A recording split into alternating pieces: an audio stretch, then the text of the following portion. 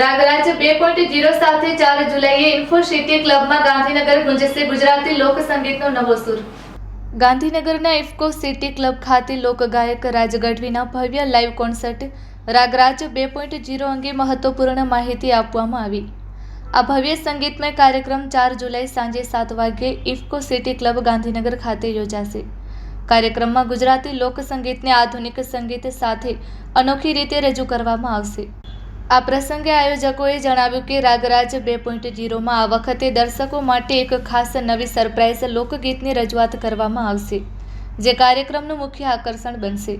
સાથે જ યુવા પેઢી માટે ગુજરાતી લોક સંગીતમાં એક નવા અધ્યાયની શરૂઆત કરવાનો પણ પ્રયાસ કરવામાં આવી રહ્યો છે।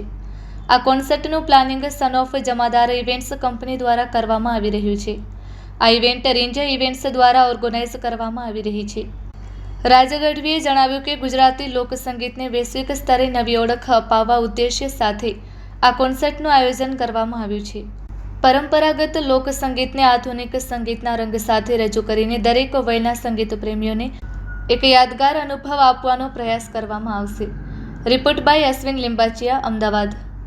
મારે કૃષ્ણ જોયા ના કોટ સૈયાર હાલો ને, મારે માધવ મળવાના મોહ સૈયાર હાલો ને, મારે કાનો જોયા ના કોટ સૈયાર હાલો ને। શ્રાવણ કી 8 में જન્મ્યા જાદવરાય, ગોકુળ કેરે ગામડે આજ સૌના હૈયે હરખનો માઈ સૈયાર હાલો ને, મારે કૃષ્ણ જોયા ના કોડ સૈયાર હાલો ને। જી 4 જુલાઈ ના ગાંધીનગરમાં પ્રથમ વખત રીજે ઇવેન્ટ્સ દ્વારા ખૂબ સુંદર મજાનું કોન્સર્ટનું આયોજન કરવામાં આવ્યું છે।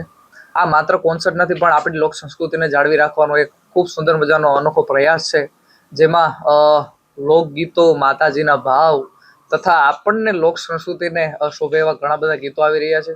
અને એક પ્રકારનું આપણી લોક સંગીતને શોભે એવા માતાજીના ભાવ લઈ લો, લોકગીતો લઈ લો, પછી દુહાછંદ લઈ લો, એવો બધો આનંદ કરવા માટે અમે આવી રહ્યા છીએ મારી સમગ્ર ટીમ સાથે 4 જુલાઈના રોજ ઇન્ફોસિટી ક્લબ એન્ડ રિસોર્ટમાં। તો આપ સર્વને આવવા માટે ભાવભર્યું આમંત્રણ છે। ખૂબ સુંદર મજાનું આયોજન છે। થોડી ઘણી ટિકિટ્સો બધી છે, તો આપ જલ્દીથી જલ્દી આવજો। આ આયોજનમાં, આ કોન્સર્ટમાં ખૂબ સુંદર મજાની બધી વ્યવસ્થા કરવામાં આવી છે। ખાણીપીણીથી લઈને, મહિલા સુરક્ષાથી લઈને, પાર્કિંગથી લઈને, આ ફેન પીટથી લઈને, ગોલ્ડનથી લઈને, પ્લેટિનિયમથી બધી ખૂબ સુંદર મજાનું આયોજન રીજે ઇવેન્ટ્સ દ્વારા કરવામાં આવ્યું છે। જે સોંગ, જે આપણા ભજનો છે, જે પબ્લિકને અતિ પ્રિય છે, એમાં કંઈક નવીન આવી રહ્યું છે, અને એમાં કંઈક અમે આપ સર્વને સારું દેવાનો પ્રયાસ કરી રહ્યા છીએ। મારું કહેવાનું એમ છે કે એ સરપ્રાઈઝ છે, હું તમને ખાલી એટલું કહેવા માંગીશ કે એ આપણી લોક સંસ્કૃતિને શોભે એવું લોકગીત છે, અને જે લોકગીત ખૂબ જૂનું છે અને આપ સર્વને એટલું પ્રિય છે, જે હું સ્ટેજ ઉપરથી ગાઈશ એટલે આપ સૌ એને નિહાળશો, અને ચોક્કસપણે મને ખાતરી છે કે આપ સૌ એ ગીત ઉપર પ્રેમ આપશો જ। અને સરપ્રાઈઝ એટલે રાખું છું કે ત્યારે જે આનંદ હોય છે એ એક અલગ મને જોવા મળશે, મારો એક્સપિરિયન્સ એ અલગ રહેશે, તેટલા માટે હું એ સરપ્રાઈઝ જ રાખું છું। પણ જે આપે કીધું એમ ફેમસ સોંગ છે, એની એક કડી હું સંભળાવી દઉં। અળિયાળી આંખ યાદ આવતી જી રે, ઈ અણિયાળી આંખ યાદ આવતી જી રે, દલડે લાગી છે આગ હોજી રે, આવું છું મળવા તારે કાજ, એ તેવાલમ યાદ આવજો, નણદલના વીર વિનાયકલા હોજી રે, નણદલના વીર વિનાયકલા જી રે। મારું નામ પટેલ અજય છે, રીંજ ઇવેન્ટનો ફાઉન્ડર। મહિલાઓ માટે આપણે લેડી બાઉન્સર, જે દર વખતે આપણે દરેક ઇવેન્ટમાં બધા હાજરી હોય છે, બરાબર। અને પ્લસ કે સેફટી માટે કે આપણે સારા એવા બાઉન્સર છે, જે સન ઓફ જમાદાર કરીને છે, એ લોકોનો બાઉન્સરની ટીમ આપણે રાખેલી છે। અને પ્લસ કે આપણે જે ટિકિટ ક્રાઉડ જે છે, આપણે એક્સપેક્ટ આપણે ગ્રાઉન્ડ કેપેસિટી 10,000ની છે, પણ જેટલું મેક્સિમમ વધારે થાય તો આપણે કંઈક બીજો ગ્રાઉન્ડ સિલેક્ટ ના કરવો પડે ને કે બાજુનું આપણે છે મોટું ગ્રાઉન્ડ પણ આપણે 10,000 ક્રાઉડની કેપેસિટી છે લેવા માટે જ છે. ને આયોજનમાં રાજભાઈને આપણે એટલે બુક કર્યા કારણ કે મારું ને રાજભાઈનું નેટો એક જ છે જુનાગઢ, જે રાજભાઈને અત્યારે ખબર પડી રહી છે.